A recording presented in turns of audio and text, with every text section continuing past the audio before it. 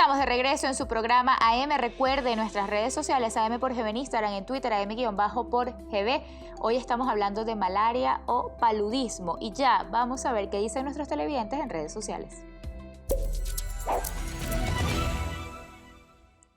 En el Instagram nos escribe el señor José Marcano. ¿Cómo prevenir y cuáles son los síntomas, doctora?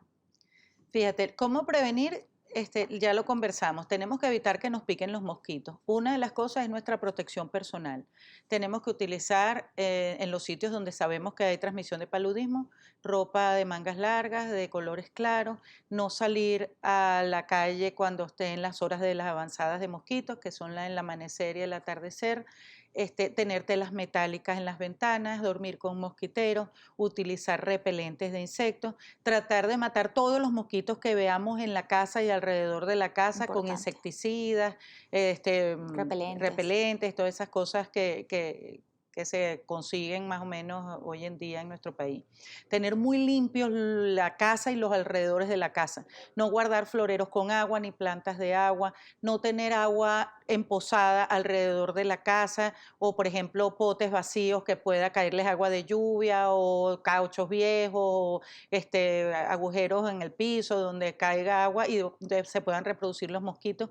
Los mosquitos se reproducen más o menos cada 3 días. Entonces, el agua que tenemos almacenada, por ejemplo, si no nos llega agua por la tubería, tenemos que taparla herméticamente y cuando nos llega el agua, tenemos que utilizar el agua que tenemos en el pipote, lavar muy bien el pipote y luego poner el agua nueva y taparlo herméticamente. Todo esto para evitar el crecimiento de los mosquitos allí, porque evitando los mosquitos dentro de la casa y alrededor de la casa es una buena prevención, digamos, o en el sitio donde trabajamos, etcétera.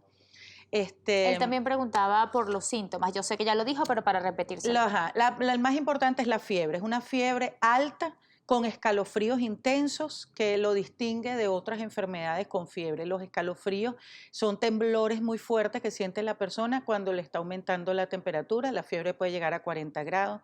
En la primera infección por paludismo, más o menos cada 3 días o cada 4 días es que aparece la fiebre. Ya en infecciones subsiguientes puede aparecer diariamente. En el momento que la persona no tiene fiebre, se siente bien. En el momento en que tiene la fiebre, es postración, náuseas, vómitos, puede haber diarrea, dolor abdominal, dolor de cabeza, dolores musculares y articulares, la persona se siente muy mal. Esos son los síntomas más importantes que tiene el paludismo. ¿Pudiéramos repetir cuáles son estas enfermedades que puede generar el paludismo o malaria si no es tratado a tiempo? Si no es tratado a tiempo, pueden ocurrir complicaciones muy importantes. En el paludismo vivax ocurre lo que es la disminución de plaquetas. A veces se confunde con el dengue por ese aspecto de disminución de plaquetas y puede promover sangrados en las personas. Pero en el paludismo falciparum es más frecuente que haya complicaciones viscerales como lo que es la malaria cerebral, que es que las personas convulsionan, tienen disminución del estado de conciencia, o sea, es una enfermedad bastante grave. La hepatitis, donde las personas se ponen amarillas y les duele el abdomen, también, bueno, se ha visto complicaciones bacterianas asociadas, como por ejemplo neumonías, infecciones urinarias, secundarias al estado de inmunocompromiso que sucede con el paludismo. Vamos a seguir pues compartiendo con usted algunas inquietudes que nos llegan en redes sociales.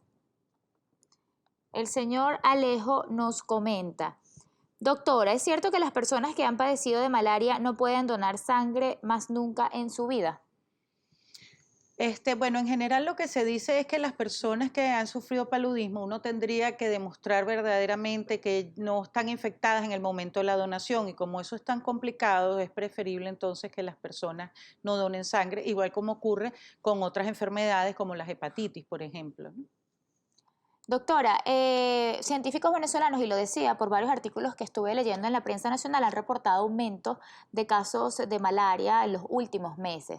¿Han llegado algunos al Universitario de Caracas, donde usted trabaja? Bueno, fíjate, nosotros estamos trabajando en conjunto con el Centro de Estudios para Malaria que queda en la Universidad Central de Venezuela, por detrás del Instituto Nacional de Higiene, con el doctor Oscar Noya, y entonces nosotros tratamos muchos pacientes en conjunto. Ellos ven alrededor de 30, 40 pacientes al día. De eso ellos nos mandan al servicio de infectología aquellos pacientes que necesitan ser hospitalizados y nosotros hospitalizamos aproximadamente entre 1 a 2 pacientes por semana.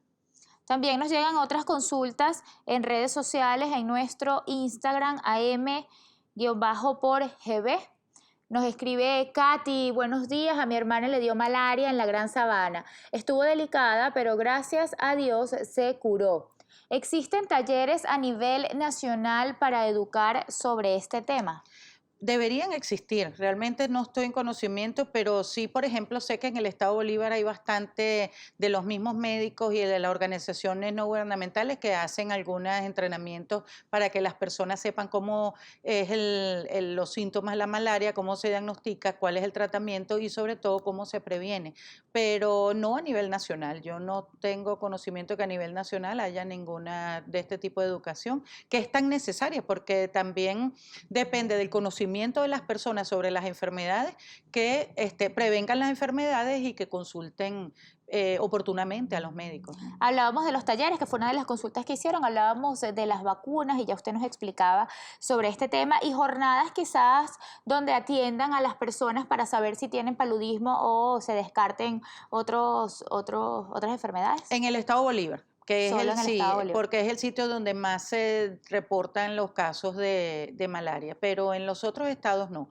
A veces, inclusive en los otros estados que no tienen tanta experiencia en la infección, se retarda un poco el diagnóstico, porque hasta inclusive los médicos que no están bien entrenados en eso no lo sospechan y se confunden mucho con el diagnóstico de dengue, que es otra de las enfermedades con fiebre y malestar y trombocitopenia que están muy últimamente, que estamos viendo con mucha frecuencia.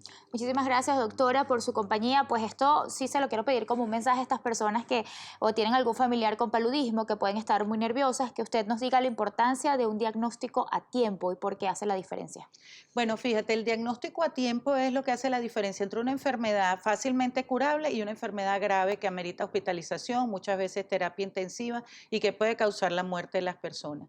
Entonces, si usted está en un área endémica o vive en un estado donde se haya reportado paludismo, en el momento que presenta fiebre alta y escalofríos, debe consultar rápidamente al médico para hacerle sus pruebas. Las pruebas son sencillas de hacer y con un ojo entrenado es fácil ver en el microscopio.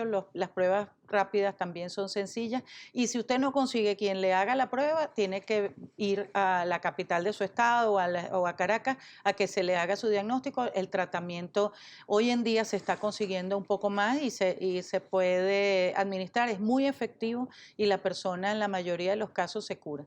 ¿Cuáles son sus redes sociales y las personas que quieran acudir al servicio de infectología del Hospital Universitario? Usted es la jefa. ¿Cuáles son los servicios que allí pueden ofrecer?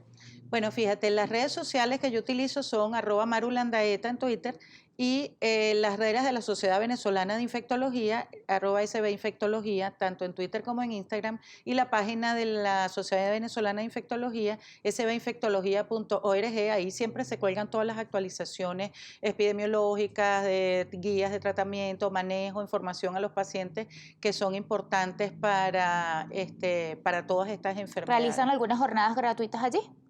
Bueno, últimamente se están organizando algunas cosas, siempre están sobre todo en el Instagram de la sociedad y en el Twitter de la sociedad, se van dando toda esta información. Muchísimas gracias nuevamente por su compañía. Hablábamos con la doctora María Eugenia Landaeta, médico infectólogo, jefa del Servicio de Infectología del Hospital Universitario. Hoy conversamos sobre malaria o paludismo. Ya lo saben, mañana pues tenemos una cita, hablaremos de dolor. 9:30, los espero.